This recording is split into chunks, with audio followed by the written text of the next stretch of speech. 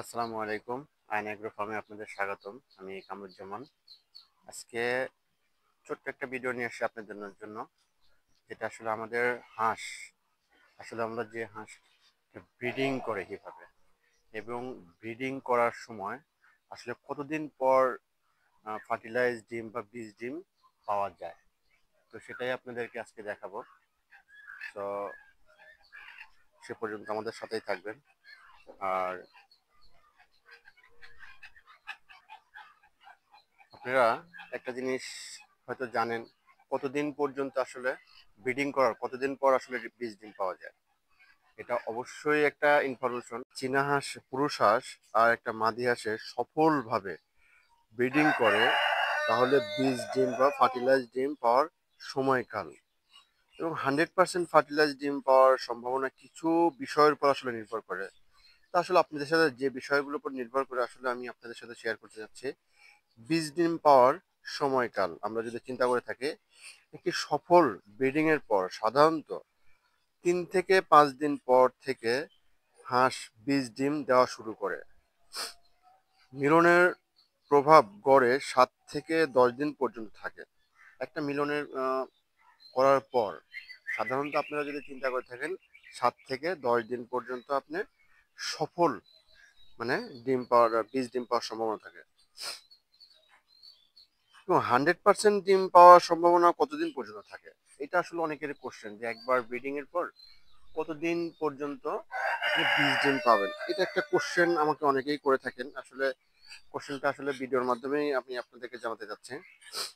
সঠিকভাবে যদি হাঁস মিলন করে 5 থেকে 7 দিন পর্যন্ত ডিমগুলোর মধ্যে, আমি যতটুকু দেখেছি, আমি একটা আলাদা করে হাঁস, কিছু হাঁস আলাদা করছি আসলে ভিডিও করার জন্যই, যেটা আসলে আপনার সাথে আপনাদের সাথে শেয়ার করার জন্য। 80 থেকে 95% পর্যন্ত আমার আমার রেশিও বা আমার যতটুকু মনে হয়েছে, ফার্টিলাইজ বা বীজ ডিম হওয়ার সম্ভাবনা থাকে। 10 দিন পর থেকে এই হার একটু কমবে, অবশ্যই 10 দিন পর থেকে এই হার কমবে। 15 দিনের পর থেকে ফার্টিলাইজ ডিম, আহ, অবশ্যই এর হার অনেক কমে যাবে। তাই নতুন করে আবার এদের যদি বীজ ডিম হতে হয়, অবশ্যই এদের নতুন করে মিলন করতে হবে, ব্রিডিং করতে হবে। একটি পুরুষ হাঁস যদি 4 থেকে 5টি মাদি হাঁসের ব্রিডিং ভালোভাবে করতে পারে, একটি পুরুষ হাঁস, হাঁসগুলো যেন সুস্থ ও সঠিক বয়স থাকে। এই হাঁসগুলো ব্রিডিং করার আসলে সঠিক বয়স কতদিন? 8 থেকে 12 মাস বয়সের সবচাইতে ভালো ব্রিডিং করে এরা। ভালো পুষ্টি, পর্যাপ্ত জল এবং পরিষ্কার পরিবেশ নিশ্চিত করাই হাঁসগুলোর জন্য খুবই জরুরি।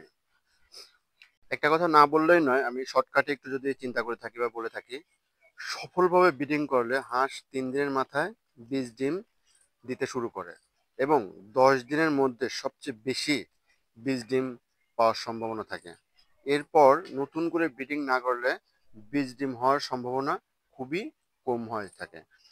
তাই প্রতি 10 থেকে 12 দিন পর পর হাঁসকে আপনি একটু খেয়াল রাখবেন, কোন হাঁস কবে ব্রিডিং করছে, যদি একটু সম্ভব থাকে, বা এগুলো একটু খেয়াল রাখবেন। এগুলো খেয়াল করলে আপনি বুঝতে পারবেন যে আসলে বীজ ডিম হওয়ার সম্ভাবনা কত থাকে। অনেক ভাই, খামারি ভাই বা অনেক ভাই আমাকে প্রশ্ন করছেন যে ভাই আমার হাঁস ডিম পারে বাট বাচ্চা দিচ্ছে না।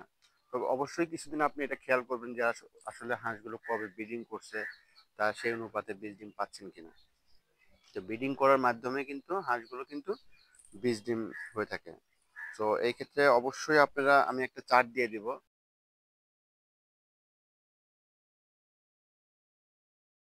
আমার ভিডিওতে। চার্টটা দেখলে আপনারা একটা ধারণা পাবেন আশা করি, যে ব্রিডিং কতদিনে বীজ ডিম পাওয়া যায়, কত পার্সেন্ট পাওয়া যায়, এরকম একটা রেশিও আমি আপনাদের সাথে শেয়ার করব। অবশ্যই ভিডিওটি যদি ভালো লেগে থাকে, আমাদের চ্যানেলটাকে সাবস্ক্রাইব করবেন এবং সেই সাথে লাইক কমেন্ট শেয়ার করবেন। আর